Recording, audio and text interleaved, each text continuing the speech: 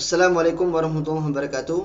Teman-teman Al-Falangki Channel, dalam salah satu video, Kiai Haji Idrus Romli yang digelari sebagai Singa Aswaja menjelaskan tentang tingkatan-tingkatan orang-orang yang telah terpengaruh atau terjangkit dengan virus Wahabi. Setidaknya beliau menyebutkan ada 3 tingkatan orang-orang yang telah terjangkit dengan virus Wahabi. Mulai dari tingkatan yang paling rendah, sedang, kemudian tingkatan yang paling berat.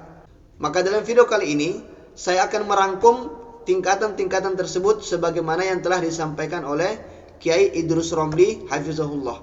Dan nanti di akhir video saya akan menampilkan video dari beliau.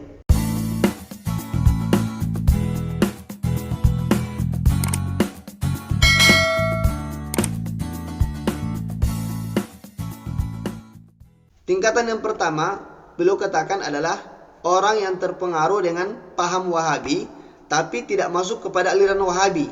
Jadi hanya sekedar terpengaruh saja. Namun walaupun dia tidak masuk kepada aliran Wahabi, tetapi dia memiliki anggapan bahwa aliran Wahabi sama benarnya dengan Ahlus Sunnah wal Jamaah, ya, atau Aswaja. Maka dampaknya orang seperti ini tidak akan memiliki giroh atau semangat untuk mempertahankan atau membela Ahlus Sunnah wal Jamaah atau Aswaja. Dalam artian dia masih tetap melakukan amalan-amalan yang dilakukan oleh orang-orang Aswaja seperti tahlilan, maulidan. Namun ketika ada Wahabi yang mengatakan amalan-amalan tadi adalah bid'ah, maka dia membenarkan dan tidak membela apa yang selama ini diamalkan.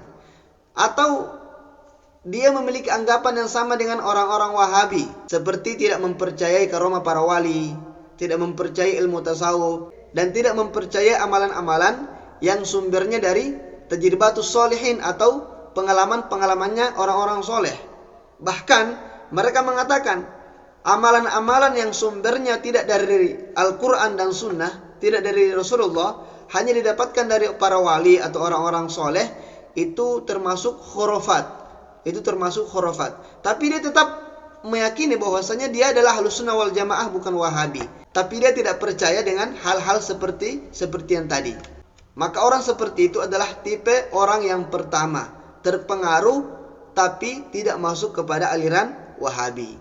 Kemudian tingkatan yang kedua, kata Kiai Idrus Romli, adalah orang yang ragu dengan Aswaja, Ahlus Sunnah wal Jamaah, dan dia lebih condong meyakini aliran Wahabi, tetapi dia masih tetap bertahan pada Ahlus Sunnah wal Jamaah, masih mengikuti amalan-amalan Aswaja, tapi dalam hatinya ragu.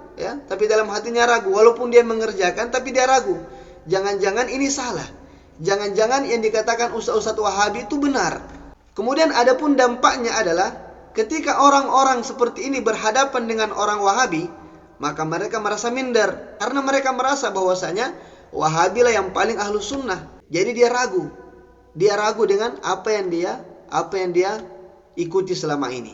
Kemudian tingkatan yang ketiga kata beliau adalah mereka yang benar-benar ikut dengan aliran Wahabi, ya, ikut pengajiannya, ikut kajian-kajiannya, betul-betul ikut. Maka dampaknya orang seperti ini adalah dia meyakini bahwa apa yang mereka ikuti itulah yang paling benar, dan semua gerakan di luar mereka adalah ahlul bid'ah dan orang-orang yang sesat. Jadi mereka bukan ragu lagi, tapi betul-betul meyakini bahwasanya Wahabilah yang paling benar, Aswaja itu ahlul bid'ah, orang-orang yang sesat. Sekiranya itulah 3 tingkatan orang-orang yang telah terpengaruh atau terkontaminasi dengan virus Wahabi. Jadi ada 3 tingkatan. Yang pertama, dia seimbang hatinya antara Aswaja dan Wahabi, seimbang dia. Jadi dia tidak punya semangat untuk memperjuangkan Ahlus Sunnah wal Jamaah. Kemudian yang kedua, dia ragu dan lebih condong kepada Wahabi. Jangan-jangan Ahlus Sunnah salah, Aswaja salah, yang benar itu Wahabi. Kemudian yang ketiga, betul-betul yakin kepada Wahabi dan tidak yakin kepada Aswaja.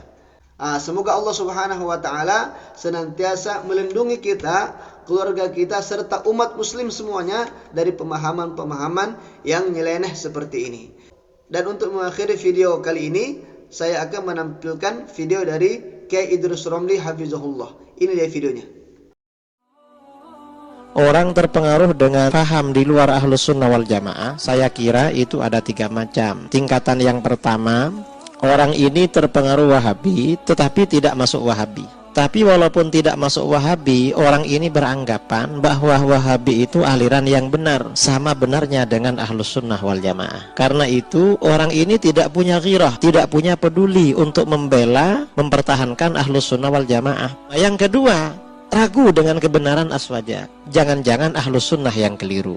Tapi orang ini masih bertahan di dalam Ahlus Sunnah wal Jamaah. Ini lebih bahaya lagi. Dan ini tidak sedikit dari kalangan kita ya, yang ketika berhadapan dengan orang Wahabi itu merasa minder atau aliran-aliran lain, karena menganggap mereka lebih Ahlus Sunnah daripada Ahlus Sunnah yang sebenarnya. Yang ketiga, ini bukan hanya ragu-ragu, tetapi memang sudah langsung keluar dari Ahlus Sunnah wal Jamaah dan ikut terhadap aliran yang baru itu.